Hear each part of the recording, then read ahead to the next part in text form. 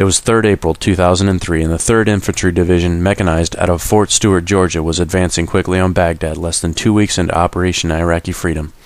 We had already traveled farther and faster than any armored unit in history, fighting determined Iraqis most of the way, and were now knocking on Saddam Hussein's palace gates. But first we had to clear pockets of resistance south of Baghdad that we feared would come back to bite us in the butts if we did not render them combat ineffective, that is to say, kill them. As commander of Charlie Company Task Force 164 of the Division's 2nd Brigade Combat Team, I was given the job of taking my tank company through the suburb of Mahmudiyah to kill any Iraqi tanks or other armor we found. Charlie was the only tank heavy company in the task force. Alpha Company, a tank company, got a platoon of infantry from Charlie Rock, the mechanized infantry company, and gave it a platoon of tanks. That mixture gave the task force more versatility, but the task force commander, Lieutenant Colonel Rick Swartz, kept Charlie Company intact. We were to be his knockout punch with our 14 tanks and 1 Bradley fighting vehicle that served as our fire support vehicle. Through the first 2 weeks of the war, Charlie Company was often 3rd in the task force line of march. The exception was at our first battle at a place called Objective Rams, where we ran into several hundred near-fanatical Iraqi fighters that our intelligence reports told us were not there. Now we would have another instance to live up to our company motto, Cobras lead the way. It was a last-minute mission, but the orders given by Schwartz were clear and succinct. Find tanks and kill them. This is what we as tankers train to do. Kill tanks before they kill us. We spent 6 months in the desert of Kuwait getting ready for this, but the training we did there was for traditional tank warfare, shooting and killing the enemy at distances of 1,500 meters or more. Now we were being ordered to go into a city with restricted maneuver areas, multi-story buildings and tight corners, perfect tank-killing ground for small groups of fighters who knew where the Abrams was most vulnerable. Few Charlie Company soldiers were trained for urban warfare, none in tanks. It was just not something that tankers did. A few of the officers got a quick lesson or two in urban warfare at the Armor Officer Basic Course at Fort Knox, Kentucky, but they were on foot when they did that, not in a tank. Not since World War II had there been tank battles in cities involving American forces. There were tanks at Hue City during the Vietnam War, but that was largely American tanks against North Vietnamese infantry. Tank-on-tank warfare in an urban environment was not something any of us expected to see or wanted to be a part of. We were exploring new territory here, literally and figuratively. Even though we did not realize it at the time, we were about to take all the modern doctrine of tank warfare and stand it on its ear. But what we were to discover this day about ourselves and about how to fight with tanks in urban areas would help convince division officials just a few days later to make the final push on Baghdad. And it would set new standards for the use of tanks in a city fight. We got the tank hunting mission shortly on the afternoon of 3rd April. We crossed the Euphrates River about 10 that morning, after it was secured by the Division Task Force 115, in what appeared to have been a tough but eventually lopsided battle. Destroyed Iraqi vehicles were scattered all along the eastern approaches to the bridge, many still burning, and the smoking bodies of dead Iraqis littered trenches and bunkers on both sides of the road. Prisoners were still being rounded up as we drove through. By late morning, we moved into Objective Saints south of Baghdad and were setting up crossroads next to a canal in the middle of the potato fields. We had little opposition getting there, but at the crossroads found a single soldier with an AK-47 dutifully manning his post. When he raised his rifle to fire at Staff Sergeant Jason Diaz's lead tank, the soldiers killed him with a quick burst from one of the machine guns.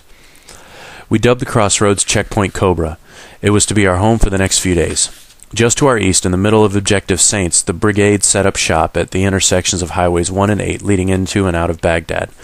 Not long after we arrived, Schwartz called me to the Task Force Tactical Operations Center, TOC, and told me he wanted the company to attack south that afternoon to see what kind of forces were in the area.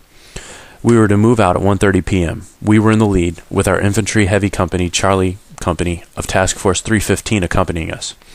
To differentiate between the two Charlie companies, we were known as Cobra. The other was Charlie Rock, or simply Rock.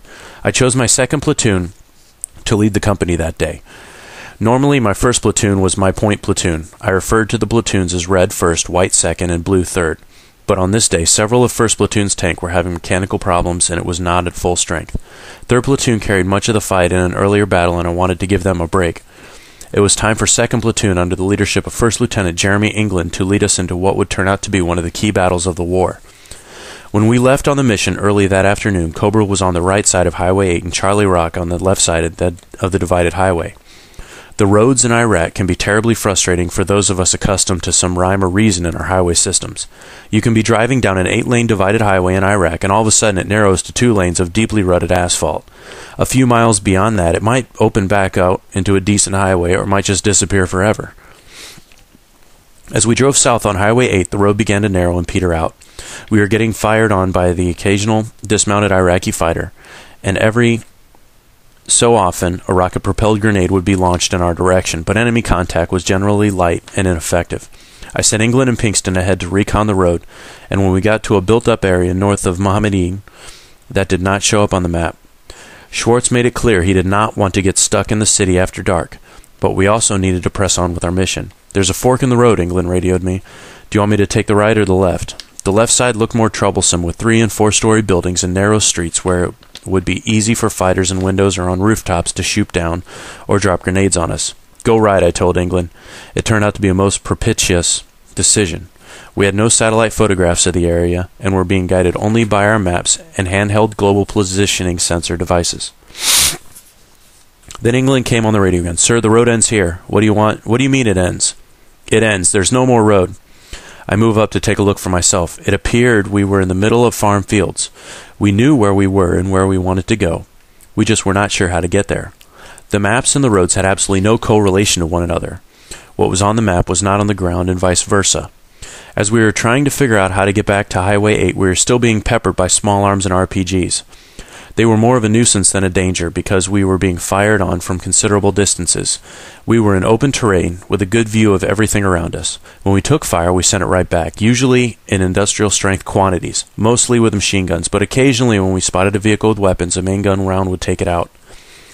Finally, England radioed that he saw a bus traveling down a road to the east of our position. It was across an open field, and there were concerns about getting stuck in the soft ground. Pinkston's tank, with Private First Class Justin Myers in the driver's hole, plunged ahead and made the crossing first. When he did not get stuck, the rest of us followed. It was about 3 p.m. when we got back on Highway 8.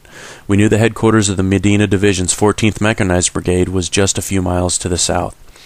We were told before the war that this brigade would likely capitulate early in the fighting, and its headquarters and armor might be taken without a shot. We even planned an elaborate ceremony with each of the task force company commanders playing a role. But, like so much of the intelligence we received during the war, this also proved faulty. The task force's primary mission was to destroy units of the Medina Division, and here was a perfect opportunity to do it. But it was getting late in the day, and we still had to make our way back through some built-up areas before dark. I radioed Schwartz and asked if he wanted us to continue moving south or turn around and head back north through Mahmudiyah.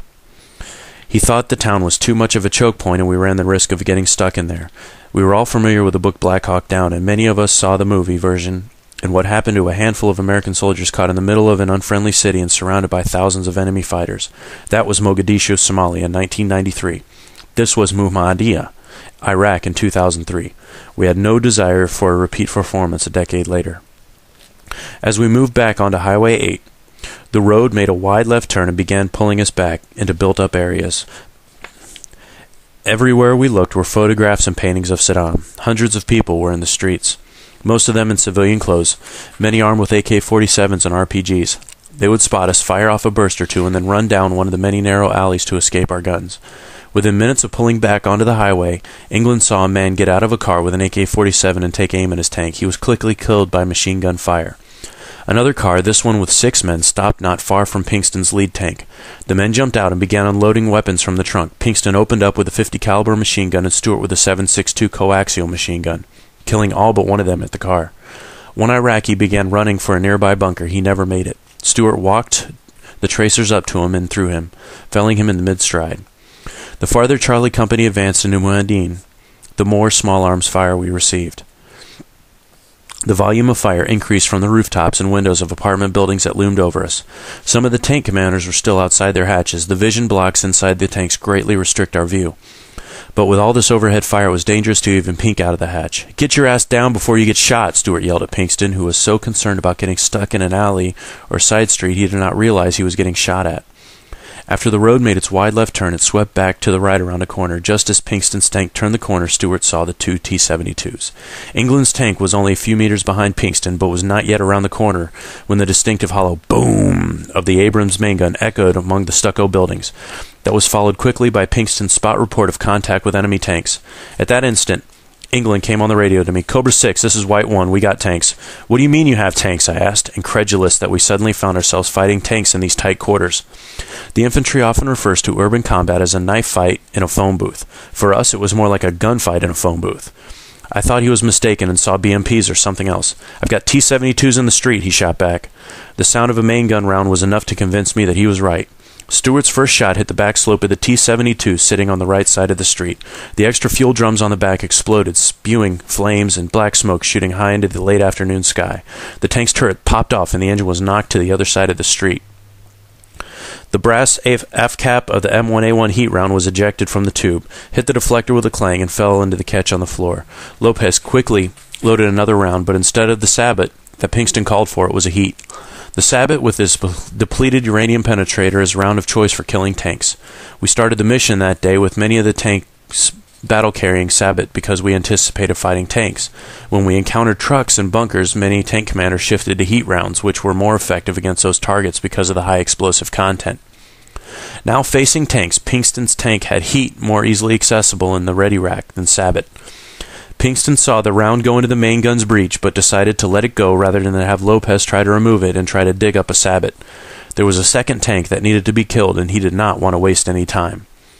But before Stewart could fire the second round, the T-72 on the left fired its 125mm main gun. Pinkston said later he never saw the tank fire, but others behind him did. The round sailed high into the left of Pinkston, whose tank was still moving forward. It then flew over Sergeant First Class Ray White's tank, which was third in the column, and exploded against a building behind it. Staff Sergeant Ben Finney, just behind White's tank, was still out of the hatch. He saw the tank round hit the building. Then he heard an AK-47 round backs off the back of his hatch cover, which was propped open. Sparks from the ricocheting round flew over his head, and Finney and his loader, Specialist Derek Hemphill, quickly dropped inside the tank. Someone above and behind them was firing and had gotten a bit too close for Finney's comfort. He gingerly reached behind him and closed the hatch, buttoning up the inside. Stewart fired another heat round at the second Iraqi tank. It hit the turret, but there was no massive explosion like the first. England's tank pulled up close to Pinkston's. "Alpha section, 1 round sabot. Move out and in fire," England ordered. Sergeant Chris Freeman, the gunner on Freeman's tank, squeezed the trigger and the sabot round sliced into the second T-72. It exploded into a flash of fire and smoke, sending fragments of steel clattering down the street. England's loader, Specialist Mark Gatlin, pumped another sabot round into the breach. At that instant, Private First Class K.C. Bronze, the driver of England's tank, looked to his right. There in an alley was another T-72. It was so close, he thought he could almost reach out and touch it. The tank was no more than 25 feet from him. He could see the rear slope and the fuel drum stored there. The gun tube was pointing in the other direction, and the alley was so narrow the gun could not be traversed left or right. Bronze told Freeman about the tank on the right. Freeman traversed the gun tube in that direction, but could not see anything in the sight. Even on its lowest magnification, 3 power, the tank was too close for him to be able to clearly identify it as a tank. He could tell he was looking at something metal, but he could not be sure what kind of metal. "Back up," England ordered. When he heard Bronze pleas, England confirmed it was yet one more T-72. Freeman was not even sure he could shoot from this range. There was nothing in the manuals about it. He had never trained to fire his main gun rounds this close to anything, much less another tank. England gave the order to fire. Freeman squeezed the triggers, and the Iraqi tank erupted in a cloud of flame and white-hot debris that rained down on the Abrams. Ray White's tank spotted a T-72 in an alley to the left as it pushed north. His gunner, Sergeant Cully Alexander, fired a sabot round, and that tank virtually disintegrated. Its engine was knocked out of the main body, and its turret was popped up and sent spinning off into the air. The next day, the turret was found nearly 300 meters away on top of a 3-story building.